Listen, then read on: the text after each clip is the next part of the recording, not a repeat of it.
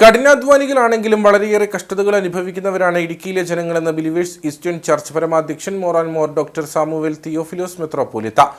വന്യമൃഗങ്ങളെ കൊണ്ടുള്ള ബുദ്ധിമുട്ടും കാർഷിക മേഖലയിലെ ബുദ്ധിമുട്ടും ഭൂപ്രശ്നങ്ങളും നിലനിൽക്കുമ്പോഴും ഇടുക്കിയിലെ ജനങ്ങൾ ഒറ്റക്കെട്ടായി നിൽക്കുന്നത് അഭിനന്ദനാർഹമാണെന്നും അദ്ദേഹം കട്ടപ്പനയിൽ പറഞ്ഞു.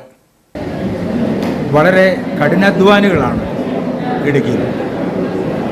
അതോടൊപ്പം തന്നെ വളരെയധികം ഈശ്വരനെ, ദൈവത്തെ സ്നേഹിക്കുന്നവരും ബഹുമാനിക്കുന്നവരും ദൈവഭക്തിയുള്ളവരും.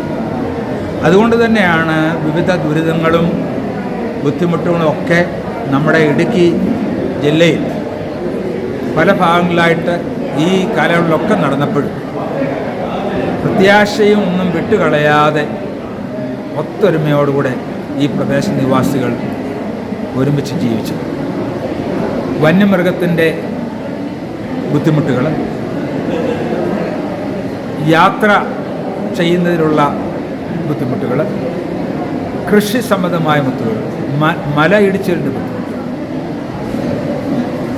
ഇങ്ങനെ നമ്മൾ അധ്വാനിച്ചുകൊണ്ട് വരുന്നതിൻ്റെ ഒക്കെ കുറച്ചാൾ കഴിയുമ്പോൾ നമ്മൾ ഓർക്കാപ്പുറത്ത് വല്ലവരും എടുത്തുകൊണ്ട് പോകും. പ്രകൃതി എടുത്തുകൊണ്ട് പോകും, വന്യമൃഗങ്ങൾ എടുത്തുകൊണ്ട് പോകും, അല്ലെങ്കിൽ സാമൂഹ്യ രാഷ്ട്രീയ സാഹചര്യങ്ങളുടെ അനുബന്ധമായി നമുക്ക് കിട്ടേണ്ടിയ പട്ടയമോ അങ്ങനെയൊക്കെയുള്ള കാര്യങ്ങൾ കിട്ടാതെ കാര്യങ്ങൾ നഷ്ടത്തിൽ പോകും.